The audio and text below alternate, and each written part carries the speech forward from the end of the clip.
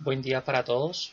Nosotros somos estudiantes de Contaduría Pública de la Corporación Universitaria Minuto de Dios. Nuestro grupo de diplomado está conformado por Jennifer Paola Bravo Toro, Angélica María Moscoso y quien les habla, Sergio David Camacho, del grupo 15. En esta actividad nos han propuesto realizar una presentación sobre el procedimiento tributario que a continuación les daremos a conocer.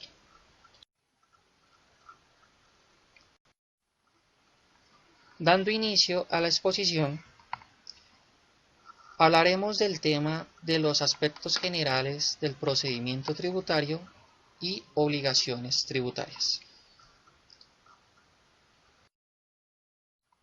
¿De qué se trata el tema? Prácticamente el procedimiento tributario representa las actuaciones que el contribuyente, podemos decir, el responsable o declarante, realiza para poder cumplir una obligación tributaria. ¿Qué significa esto? De acuerdo a la gráfica, debe existir una relación de acuerdo al contribuyente y a la administración tributaria. Estos están cobijados y contemplados y reglamentados dentro del estatuto tributario, donde se plasman los procesos a seguir por parte de la persona natural o jurídica, teniendo en cuenta todo lo relacionado con los derechos y obligaciones fiscales, tanto al contribuyente como a la administración tributaria. Es ahí, en esta gráfica o diapositiva, donde se presenta una necesidad del Estado, es decir, es donde interviene la entidad quien nos vigila, controla, supervisa y sanciona, que es la DIAN. Esa administración de impuestos recepciona y recauda todos los impuestos, tanto de las personas naturales como de las personas jurídicas. Esto a su vez también controla, determina y administra los impuestos para la fiscalización, liquidación, cobro y devolución de acuerdo al cumplimiento de las obligaciones tributarias establecidas en el Estatuto Tributario.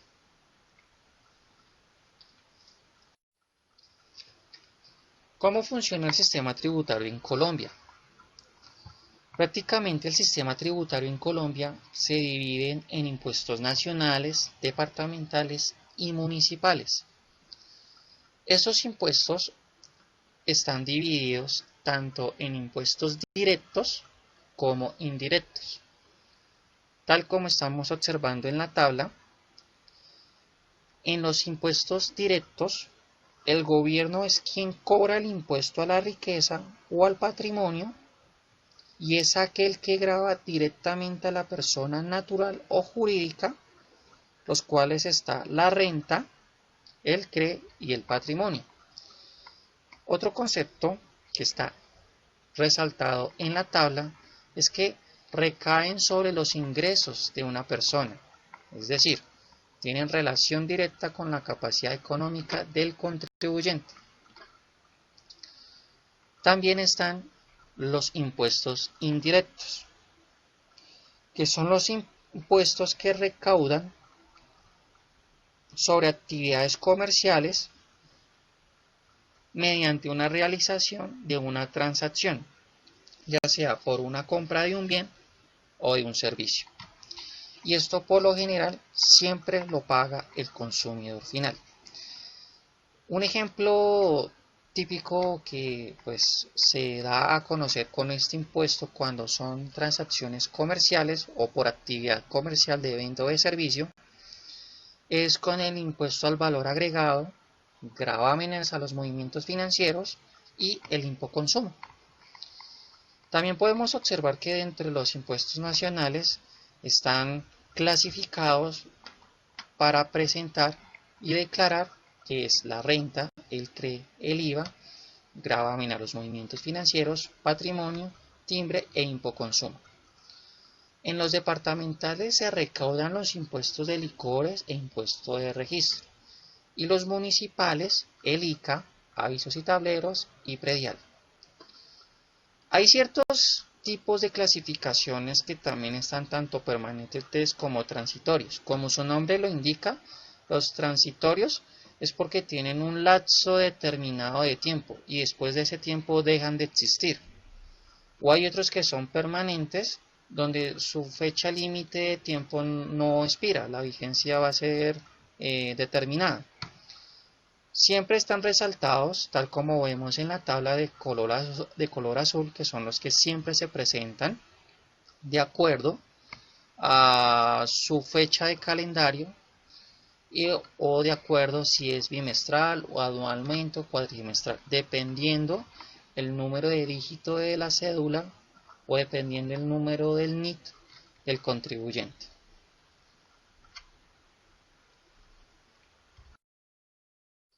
Dentro del sistema tributario, tal como se explicó en la anterior diapositiva, están clasificados estos impuestos mediante una necesidad por medio de una explotación de bienes propios. Estos bienes propios siempre son resaltados por parte del contribuyente, ya que dependiendo el auge de sus ingresos, obviamente tiene que proceder a declarar al cobro de los tributos. Estos impuestos, tal como se ha venido resaltando en la anterior tabla, el impuesto nacional está clasificado por el IVA, el impuesto de renta, el impuesto de timbres nacional y contribuciones especiales. Los municipales, sabemos que es el ICA, el predial, también existe el impuesto a vehículos, a la gasolina, a la delineación urbana y juegos de azar y espectáculos. Estos impuestos en especial tienen un propósito, que son para recaudos, para tipos de... o sea, muchos de estos impuestos van directamente a la proyección social o necesidades que necesita el mismo territorio. En los impuestos departamentales también se encuentran el consumo de las cervezas, cigarrillos y tabacos, impuesto al registro, sobretasa a la gasolina e impuesto a vehículos. Prácticamente esta gráfica es el sistema tributario en sí que se acobija para los ingresos públicos. Tal como se mencionó, en las obligaciones tributarias se dividen por medio de tributos. Los tributos están compuestos por impuestos, contribuciones y tasas, los cuales son llevados por medio de registros fiscales y parafiscales, los cuales son pagos que deben realizar los usuarios de algunos organismos mixtos públicos o privados de entidades de maneras autónomas. Tal como se acaba de mencionar, pueden ser públicos y privados que van estos recaudos de impuestos. Abajo se da a conocer que también pueden ser nacionales y locales, departamentales y municipales. Dentro de los ejemplos que mostramos de los tributos, que comúnmente siempre son los que se declaran tanto por parte de una persona natural y jurídica, en los impuestos se debe presentar el impuesto de renta y complementarios, el impuesto de timbre nacional, el impuesto de industria, comercio y avisos. En las contribuciones, la contribución por valorización, que es por ejemplo, las construcciones de obras públicas y zonas benéficas, las contribuciones, puede ser las superbancarias, supersociedades, las contribuciones parafiscales, en este caso cafeteros, tabaqueros, y en este caso una cuota de fomento, el sector panelero o el sector algodonero. Y las tasas están representadas en ejemplos como peajes, tasas aeroportuarias y aportes de correo.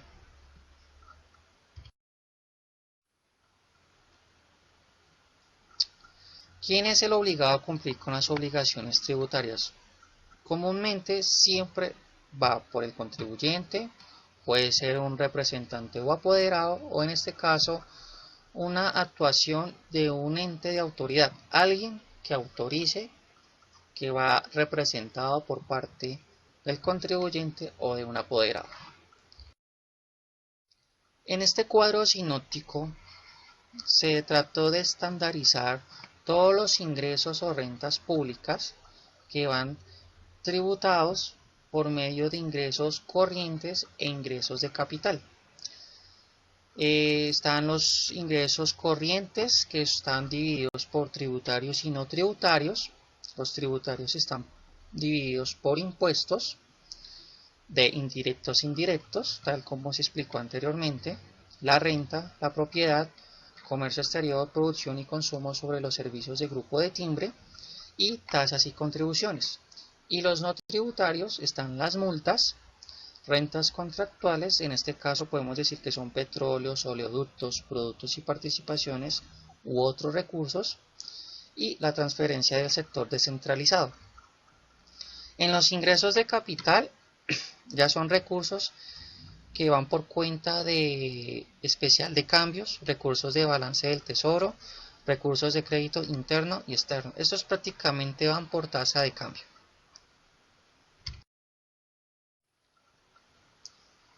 Las obligaciones tributarias por lo general siempre están sujetos a un sujeto activo o a un sujeto pasivo, acreedor o deudor, pero por lo general siempre existe la misma relación. Siempre está en la fuente de dar, o sea, de contemplarse, de recaudar. En esos elementos internos están el sujeto activo, el sujeto pasivo, el hecho grabado, la base gravable y la tarifa.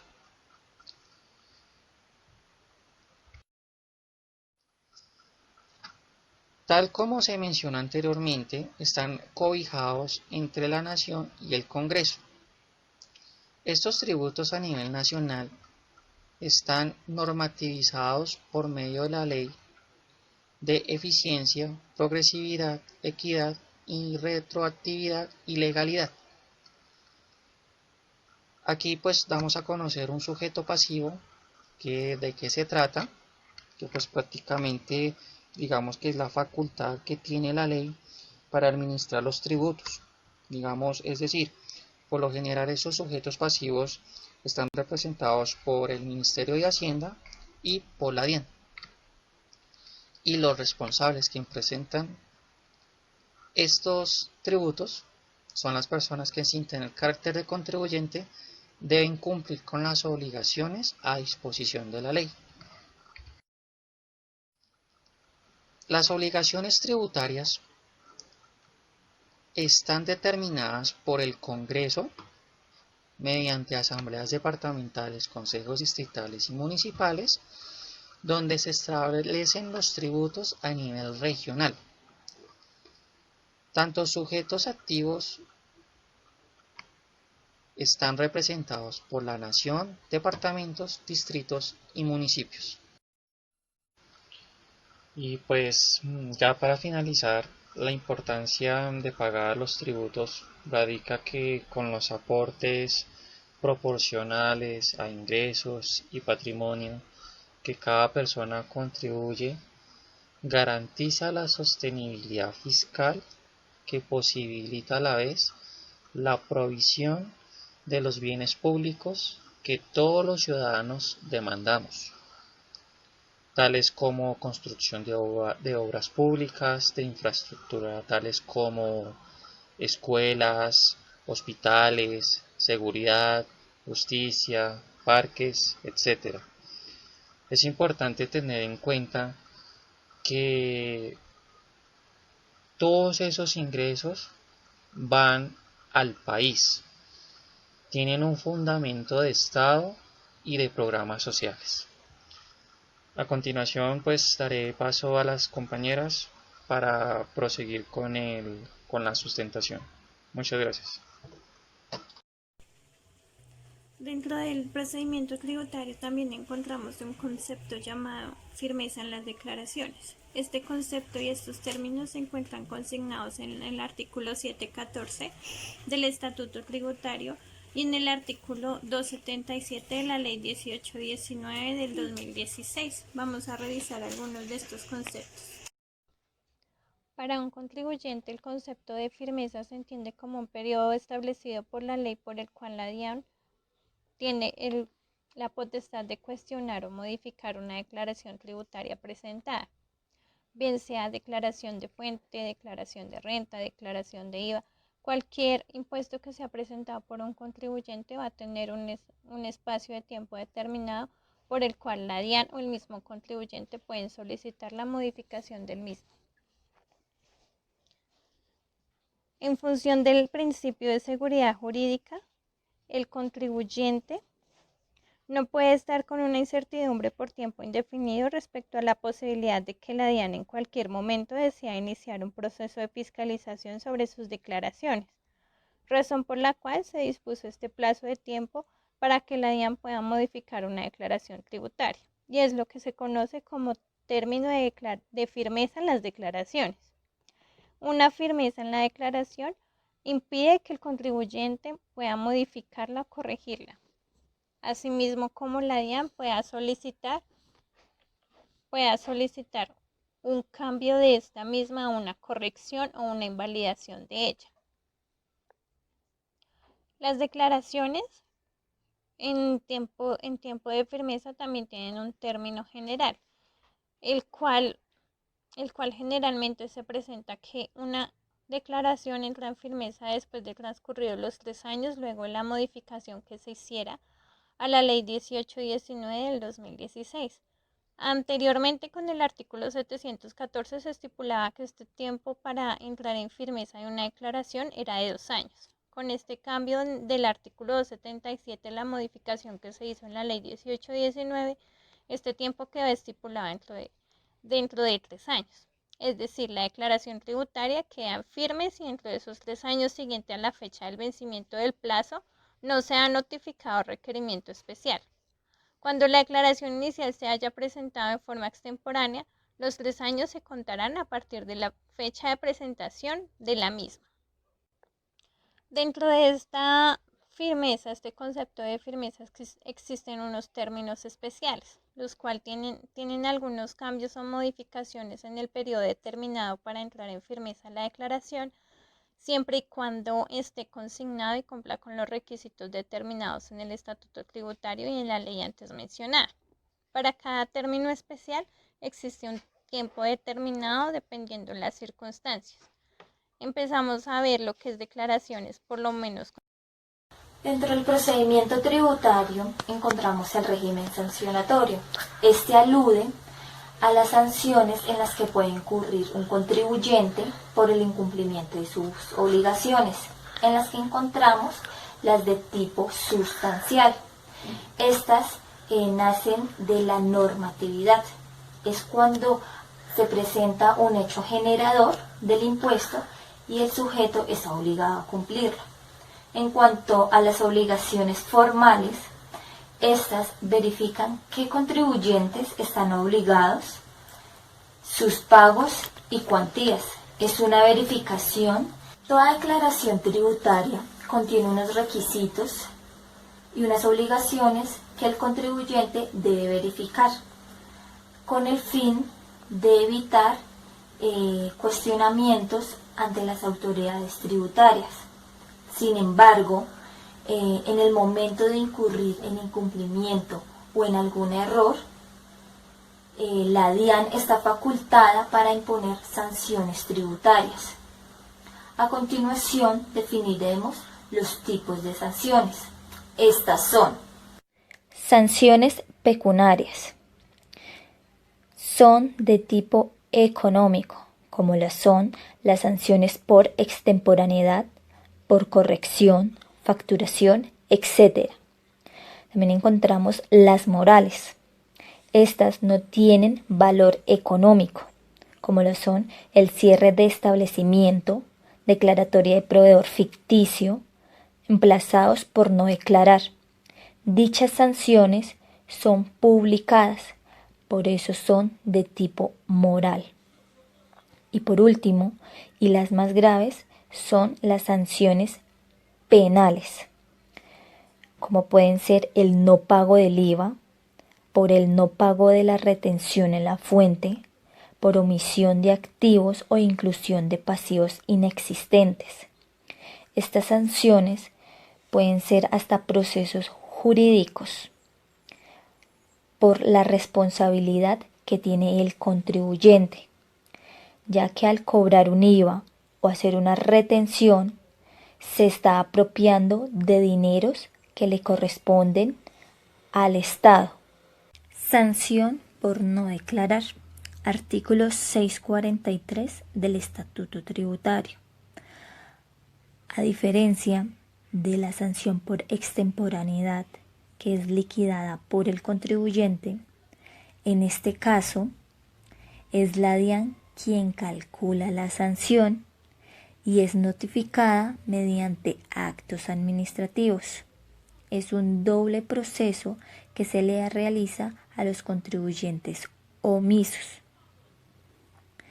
que puede ser para renta del 20% del valor de las consignaciones bancarias, 20% de los ingresos brutos del periodo de la declaración no presentada, del 20% de los ingresos brutos que figuren en la última declaración presentada, cualquiera el valor que sea superior. Para IVA o consumo puede ser del 10% de las consignaciones bancarias, 10% de los ingresos brutos del periodo de la declaración no presentada o del 10% de los ingresos brutos que figuren en la última declaración presentada. Cualquier valor, el que sea superior. Para retención es del 10% de los cheques girados, 10% de los costos y gastos del periodo de la declaración no presentada o del 100% de las retenciones que figuren en la última declaración de retenciones presentadas. Y para timbre es 5 veces el valor del impuesto que ha debido pagarse. Cualquiera de esas siempre es el valor superior que dé en cada caso. Esto sin los intereses de mora que haya lugar. Sanción por corrección. Artículo 644 del Estatuto Tributario. Es cuando el contribuyente ha presentado sus declaraciones tributarias con errores y debe corregirlas y pagar esta sanción, que puede ser antes del emplazamiento. Esto quiere decir antes de que la DIAN lo notifique, será del 10% del mayor valor a pagar o del menor saldo a su favor, según sea el caso. Después de emplazamiento, una vez ya la DIAN le haya notificado, esta sanción ya será del 20% del valor a pagar o del menor saldo a su favor. Entre los errores más comunes que pueden entrar en este tipo de sanción son por omisión de ingresos, por incluir o acogerse a beneficios tributarios que no tiene derecho o que no cumple con los requisitos, o incluir costos y gastos falsos, entre otros. Adicionalmente, se debe tener en cuenta que si para este caso, adicional a un error en la declaración inicial fue presentada de manera extemporánea, a estos valores que mencionamos anteriormente, el 10 y el 20%, se le sumará un 5% del mayor valor a pagar o del menor saldo a su favor por cada mes o fracción del mes. sin que exceda el 100%. Es un valor adicional que se debe incluir en la liquidación de este tipo de sanción. Estas son las principales sanciones en las que incurren los contribuyentes. Sin embargo, hay otras sanciones como lo son sanción por no enviar información, por no facturar o facturar sin requisitos, entre otras. Un aspecto a tener en cuenta es que en el momento de liquidar una sanción, al menos de que tenga un saldo a favor en su declaración, esta no puede ser menor a la sanción mínima, que de acuerdo al artículo 639 del Estatuto Tributario corresponde a 10 VPs. Para el año 2020 correspondería a un valor de 356.000 pesos. Esto quiere decir que ninguna sanción puede ser menor a este valor. Con esto damos por finalizado el tema de procedimiento tributario. Muchas gracias.